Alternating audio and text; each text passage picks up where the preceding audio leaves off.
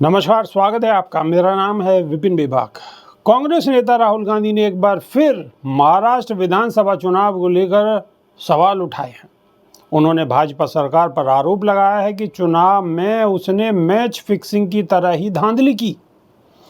एक अखबार में प्रकाशित लेख साझा करते हुए राहुल गांधी ने चुनाव को प्रभावित करने के 5 चरणों का जिक्र किया है।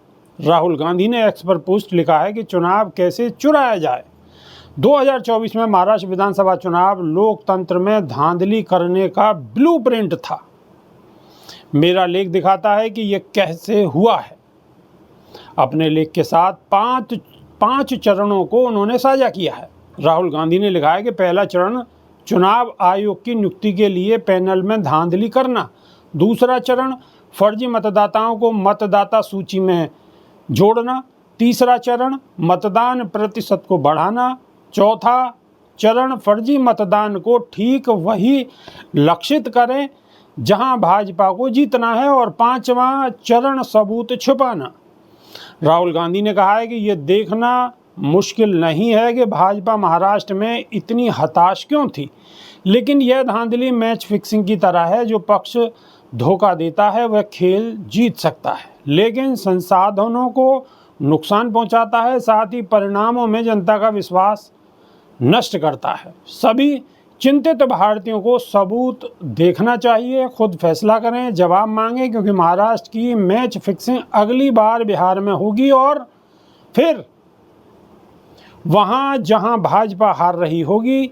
अप्रैल में राहुल गांधी ने अमेरिका के बोस्टन में एक कार्यक्रम के दौरान कहा था कि चुनाव आयोग अब निष्पक्ष नहीं रहा, वह समझौता कर चुका है। उन्होंने महाराष्ट्र विधानसभा चुनाव 2023 के मतदान आंकड़ों का हवाला देते हुए आरोप लगाया था कि अंतिम 2 घंटे में लाखों वोट पड़ना भौतिक रूप से असंभव है। राहुल गांधी ने दावा किया कि 5:30 बजे तक आयोग ने एक आंकड़ा दिया और फिर 5:30 से 7:30 बजे तक 65 लाख वोट पड़ गए। अगर एक वोट को वोट देने में लगभग 3 मिनट लगते हैं तो इतने कम समय में इतने वोट नहीं पड़ सकते। इसका मतलब ये होता है कि आधी रात तक लाइनें लगी थी, जो कि सच नहीं है। महाराष्ट्र में विधानसभा चुनाव महायुति गठबंधन ने जीता था। ये चुनाव में मुख्य मुकाबला महायुति और महाविकास आघाड़ी गठबंधन के बीच था। इसमें महायुति ने बाजी मारते हुए 288 विधानसभा सीटों पर से 230 सीटों पर जीत हासिल की। इसमें भाजपा ने अकेले 132 सीट, एकनाथ शिंदे के नेतृत्व वाली शिवसेना ने 57 और अजित पवार गुट की एनसीपी ने 41 सीट पर जीत हासिल की।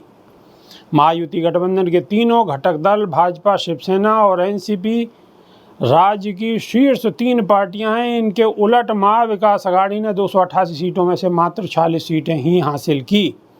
इसमें उद्धव ठाकरे की शिवसेना यूबीटी ने 20 सीट, कांग्रेस ने 16 और शरद पवार की एनसीपी एसपी ने 10 सीटें हासिल की। तो अभी के लिए सिर्फ इतना ही। नई वीडियो में फिर रूबरू होंगे। बहुत बहुत शुक्रिया। नमस्कार।